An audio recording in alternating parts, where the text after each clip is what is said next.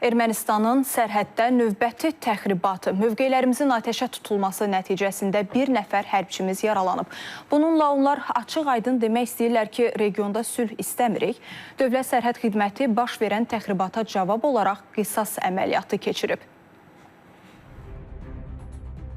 Ötən gün Azərbaycan ordusunun Zəngilan istiqamətində mövqeləri atəşə tutulub. Təxribat nəticəsində Dövlət Sərhəd Xidmətinin hərbi qulluqçusu əsgər Pərviz Xəlilzadə yaralanıb. Məsələ ilə bağlı Xarici İşlər Nazirliyi məlumat yayıb. Bildirilib ki, Ermənistan tərəfinin bu təxribatı Azərbaycan-Ermənistan arasında sülh prosesinə ciddi zərbədir. Son 4-5 ay ərzində sabitliyin hökm sürdüyü bir müddətdə bu kimi təhrik edici əməllər Ermənistan tərəfindən bəyan edilən sülh mesajları ilə ziddiyyət təşkil edir. Eyni zamanda bu kimi təxribatın məhz Ermənistandakı Avropa İttifaqı missiyasının müşahidə həyata keçirdiyi ərazidən baş verməsi bu missiyanın məqsəd və məramlarına dair ciddi suallar yaradır. Elə Xarici İşlər Nazirliyinin bəyanatı ərəfəsində, yəni ötən gün axşam saatlarında İrəvan şərti sərhəddə yenidən təxribat həyata keçirib.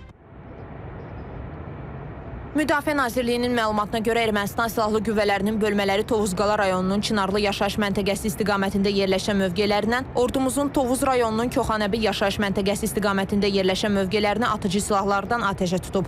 Ermənistan silahlı qüvvələrinin törətdikləri təxribata cavab olaraq Dövlət Sərhəd Xidməti qisas əməliyyatı keçirib. Əməliyyat nəticəsində ötən gün əskərimizə atəş açılan Ermənistan silahlı qüvvələrinin Qafan rayonunun Nerkin And yaşayış məntəqəsinin yaxınlığındakı döyüş postu tamamilə darmadağın edilib, döyüş mövqeləri susturulub. Məhv edilən döyüş postunun şəxsi heyəti arasında ciddi itkilərin olması barədə məlumatlar mövcuddur. Ermənistan tərəfinin Azərbaycan-Ermənistan şərti dövlət sərhədində əməliyyat şəraitinin gərginləşdirilməsinə yönələn hər bir təxribatına bundan sonra daha ciddi və qəti tədbirlərlə cavab veriləcək. Baş verən hadisəyə görə məsuliyyət tam şəkildə Ermənistanın hərbi siyasi rəhbərliyinin üzərinə düşür deyə Dövlət Sərhəd Xidmətinin məlumatında qeyd olunub.